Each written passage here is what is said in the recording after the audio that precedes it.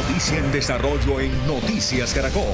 6 de la mañana, 14 minutos. Esta madrugada entraron en vigor los llamados aranceles retaliatorios que impuso el presidente de Estados Unidos, Donald Trump, a casi 60 países del mundo. Entre ellos está el que le impuso a China, que se aumentó al 104%, unas tarifas que tendrán impacto no solo en esos países, sino también para los consumidores estadounidenses. Vámonos a Washington con Juan Camilo Merlano. Juan, ¿qué ha dicho el presidente Trump sobre estas medidas?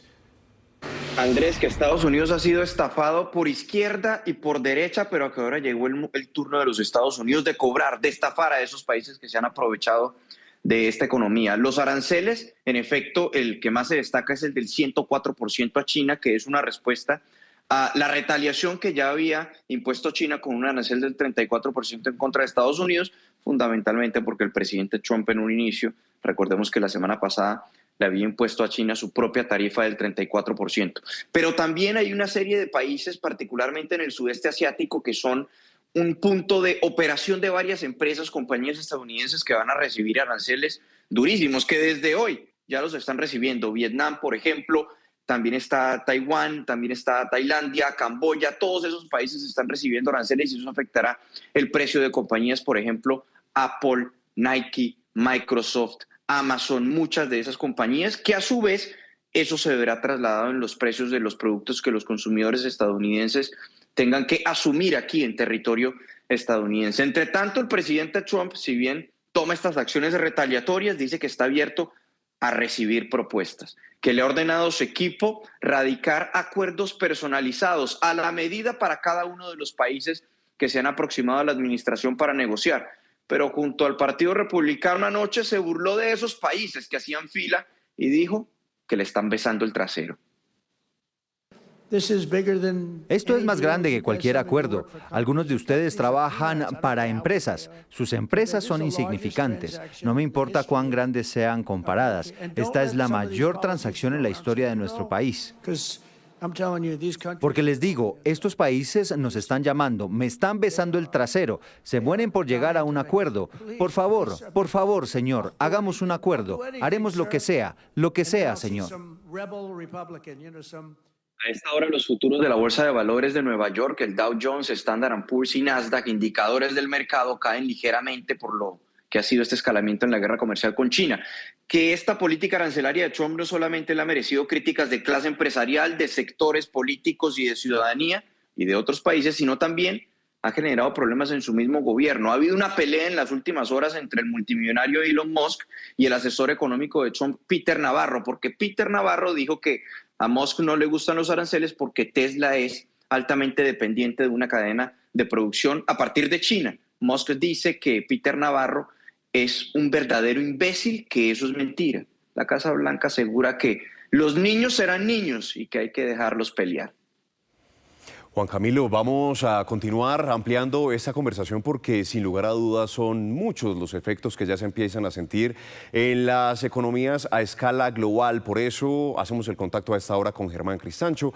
Él es gerente de investigaciones económicas y estrategia de Davivienda Corredores. Señor Cristancho, gracias por ese contacto con nosotros a esta hora aquí en Noticias Caracol. Y voy a comenzar preguntándole por ese impacto de los aranceles. ¿Podría llegar a causar una recesión en Estados Unidos? Andrés, muy buen día y muy buen día para todos los televidentes. Yo creo que ese es uno de los puntos más importantes que está causando efectos significativos en las bolsas, en los activos financieros a nivel mundial y en las expectativas de los empresarios. Sí, los aranceles que se están imponiendo y que entran en vigencia hoy son bastante fuertes, generan una disrupción muy importante en los flujos de comercio internacional y sobre todo impactan muchas decisiones de inversión. Pensemos solo en que implementar o construir una nueva planta de producción en Estados Unidos, trasladar las operaciones a Estados Unidos, lleva su tiempo y además, más allá que el tiempo, es la claridad de si efectivamente estos aranceles van a permanecer en el tiempo o no, o son una herramienta de presión de Estados Unidos para lograr mejores condiciones con otros países. Ya de hecho, países como Japón, como Vietnam, han ofrecido algunos acuerdos y negociaciones con Estados Unidos, así que tomar la decisión incluso hoy de trasladar la planta de producción a Estados Unidos o de mover significativamente la cadena de producción no es tan fácil. Eso está impactando o posponiendo decisiones de inversión, probablemente va a posponer decisiones de consumo y en esa mezcla vamos a tener probablemente una desaceleración tan importante que puede llevar a la economía de Estados Unidos a una contracción, pero no necesariamente solo a Estados Unidos, sino que los impactos se extienden a Europa y a China, y ahí ya estamos hablando de más de la mitad del Producto Interno Bruto mundial, por lo cual sí, esto está generando unos impactos importantísimos en incluso las materias primas. Si uno viera lo que está pasando hoy con el precio del petróleo, estamos viendo una caída de casi 6% y ya el precio del petróleo en referencia a Brent se ubica por debajo de los $60. Señor Germán, ya lo ha advertido el presidente Donald Trump a los países que reciben esos aranceles, que no impusieran más aranceles a Estados Unidos porque sería peor, prácticamente lo dijo así y lo vimos con China. Pero ahora en respuesta, China acaba de aumentar los aranceles a Estados Unidos en un 84%. Entonces, si ya estamos viendo lo drástico que puede ser esta retaliación con esta noticia de parte de China, ¿qué podemos esperar? Este es un punto bien importante. La respuesta de los países va a ser muy diferente. Países como Vietnam efectivamente ofrecieron bajar los aranceles completamente. Países como Japón, que sus reservas internacionales están invertidas principalmente en bonos del Tesoro americano, también han ofrecido una salida más conciliada a estas decisiones y a estos aranceles. Pero desde el punto de vista de China, como bien lo menciona, lo que se anunció hoy es un incremento de los aranceles al 84% y China ha tomado una posición en la que ellos no muestran, digamos, una posición tan abierta a negociar, sobre todo porque consideran que esos famosos aranceles recíprocos no son tan recíprocos. Lo que está haciendo Estados Unidos es poner aranceles hoy que podrían ser superiores al 100% a los productos chinos. Esto significa un impacto gigante al comercio con China. El comercio total entre Estados Unidos y China es casi de unos 500 a 600 mil, casi 600 mil millones de dólares al año si uno suma importaciones y exportaciones. Así que esto lo que anticipa es que esta situación está no tan pronto de resolverse y que las tensiones entre China y Estados Unidos muy probablemente van a continuar y van a generar altísima incertidumbre en la economía global. Estas dos economías solamente representan el 40% del PIB mundial. Y China ha empezado, por ejemplo, a tomar algunas medidas, como devaluar su moneda. La moneda no se ha devaluado mucho, pero se ha devaluado cerca de 1% en los últimos días y también, pues seguramente va a tomar medidas para estimular el consumo interno de sus economías. Así que la incertidumbre pareciera que va a continuar por varios días o semanas y además es un cambio fuerte en la economía global. Echemos un vistazo a América Latina como región. En medio de este panorama vemos la comparación también de aranceles entre distintos países en relación con Colombia frente a nuestros productos que son insignia y que son muy reconocidos en mercados como el estadounidense, refiriéndonos específicamente, por ejemplo, al café. ¿Qué podemos decir de oportunidades para Latinoamérica, señor Cristancho?